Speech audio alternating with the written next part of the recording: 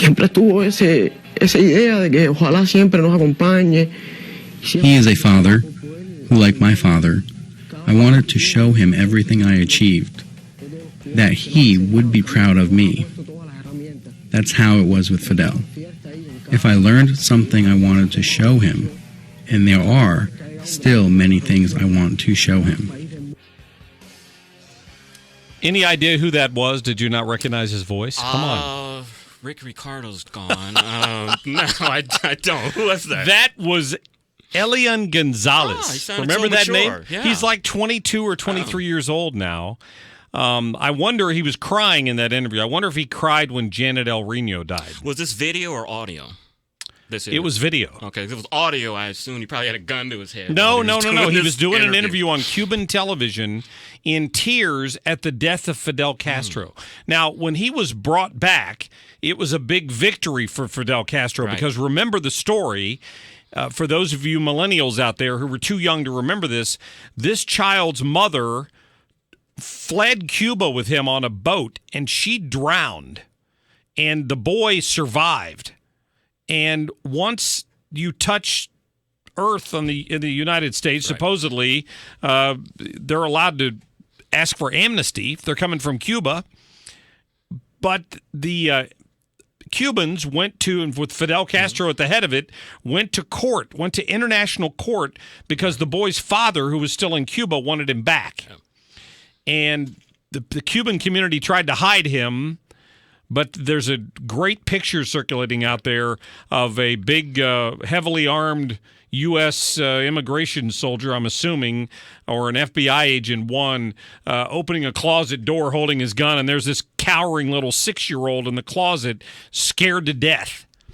And the child was that close to freedom in the United States and getting out from under the heel of this dictator, and we shipped him back to Cuba, where he's been brainwashed for the last 15 years or 16 years to believe that Fidel Castro was a great father figure to him.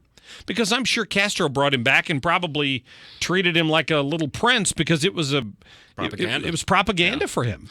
And I remember that case well. And, I would want him to stay here in America and have a good life and live the American dream. But I kind of agreed with Castro and the Cubans and all that. I mean, the boy should be with his father. Well, they should let his father come to the U.S. Well, I don't think Castro. Fidel was never going to do that. Never. But I think he should. The Clintons, should be with his father. I don't know. He had relatives here, could have stayed with. Then his dad could have come to see him. Then he wouldn't have been under the heel of a brutal dictator. But when you're dealing with liberals, that's what you get. I'm just saying. Let's talk about you heard my conversation earlier about Donald Trump's comments on the American flag. I did. So he puts out a tweet that says anybody that burns the American flag basically deserves to go to jail. Yeah. And there's been immediate outrage because, of course, the Supreme Court determined in a very close decision in 1984 that it was protected free speech. Yeah. Now a tweet has popped up from 2011 where Trump felt differently about it. And I think that what we were talking about during the break, I think this is really a distraction. I think that President-elect Donald Trump is going to appoint Mitt Romney as probably Secretary of State, and he wants to gin up all of the Make America Great, We Hate Flag Burning, all of those supporters. He wants to get them all emotionally ginned up so that when he does announce that appointment, that it won't be won't be as bad, I think. I'm more concerned with what Donald Trump said during the campaign when he was talking about changing libel laws so that wealthy people and famous people could sue him. I'm more concerned about that than changing laws about flag burning, personally. Well, again, you said maybe it's a distraction, and maybe that's it. Yeah. I mean, that could be it. Maybe I haven't given him enough credit for. I mean, that stuff the left did all the time. Yeah. Was wagging the dog? Is that what it was called? Yeah. I mean, well, if you're going to do something that Kellyanne Conway and all of your major advisors are going on the Sunday shows and blasting you about it, and you know that 98% of the people that supported you detest Mitt Romney. I mean, it just makes sense to me to try to get those people, on your side by ginning up some of the nationalism American stuff. Well, speaking of Secretary of State, I'm still not convinced he'll pick Mitt Romney. And we may have a decision this week because there were supposed to be several big announcements today. I don't know if that's just Tom Price and Elaine Chou or if they're going to announce somebody else. Here's the man that I still want to see as Secretary of State. Today in the New York Times, former President Jimmy Carter calls on Obama to recognize a Palestinian state. That's within the president's power to do. So I think the next 2 months are a very dangerous period, and I think it could complicate an already complicated world situation when President Trump takes the oath. I think John Bolton might be his pick.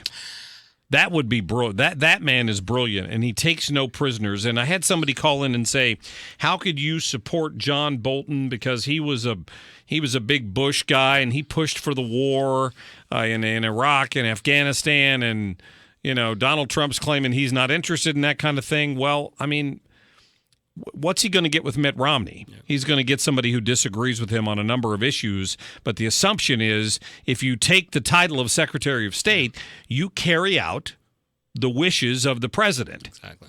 So I assume Bolton would do the same thing. I just think he'd be a much stronger person in that position in terms of representing America. Senator Rand Paul has threatened to block Giuliani or Bolton if they are nominated. Of course he has. He's an isolationist. Well, I know, but I mean, the way the Senate works is, one person can stop.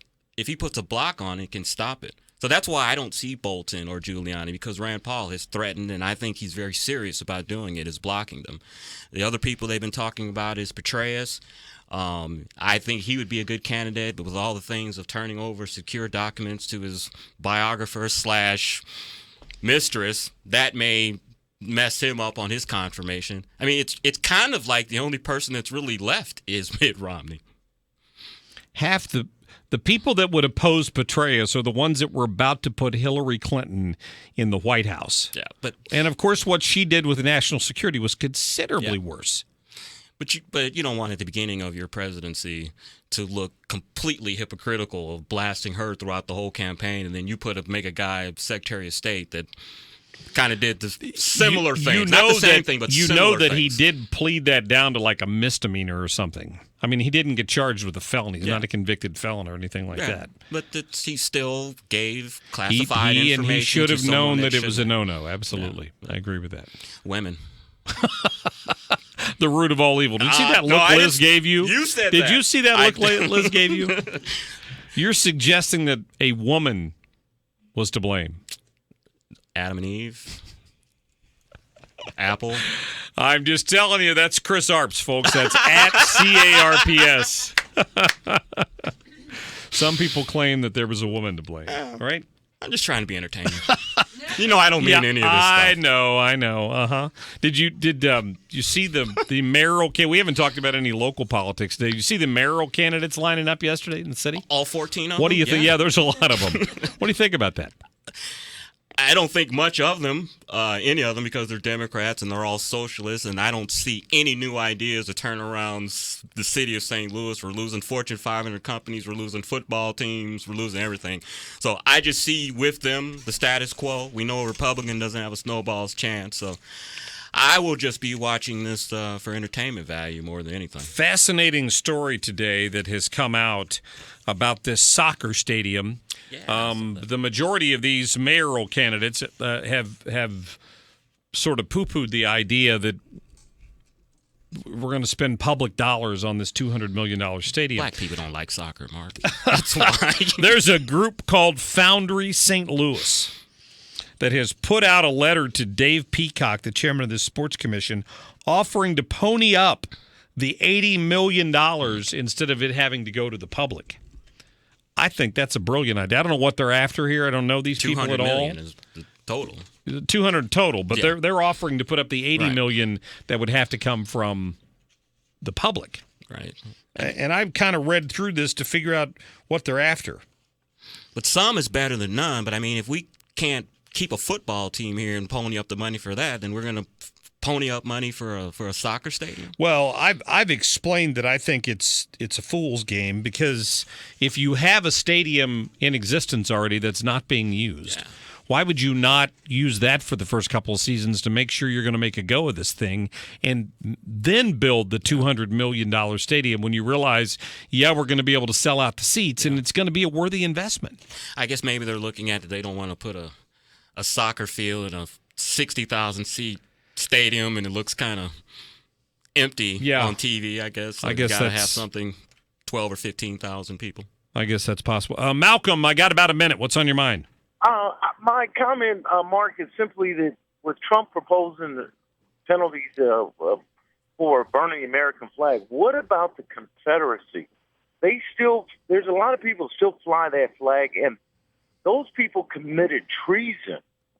And Mark, one last point is, I went to West Point along with Lee and Ulysses S. Grant. We swore the same oath that we would protect and defend the United States against all foreign and domestic enemies.